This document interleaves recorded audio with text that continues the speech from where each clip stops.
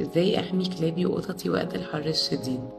رقم واحد، ان انا لازم قد ما اقدر اوفر لهم ميه تكون ساقعه ومتوفره طول الوقت كانها ميه تلاجة. لو ما عنديش او مش سهل ان انا اعمل حاجه كده، ممكن كيبات تلج في الميه. طيب الحاجه التانية، ان انا اهتم قد ما اقدر ان هم ما اخرجهمش. لو انا متعوده اخرج كلابي او قططي كل يوم مثلا، يعني هو مين في الكلاب، ان انا اخرجهم كل يوم عشان يعمل تويلت او حاجه في الشارع، يبقى ممكن تعمل دوت بس مش في وقت الذروه، يعني مش الظهر. ممكن تعمل دوت مره الصبح بدري ومره بالليل. ممكن كمان ان انا قد ما اقدر ما اخدهمش مشاوير بعيده او طويله في وقت الظهر. عندي اي مشوار طويل يبقى الصبح قوي او بالليل.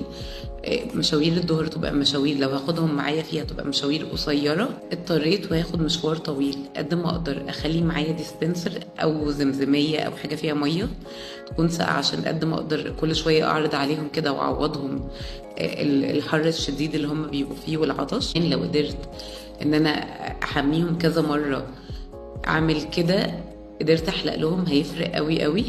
انا دكتوره مونيكا ودي عياده بتراشي البيطريه.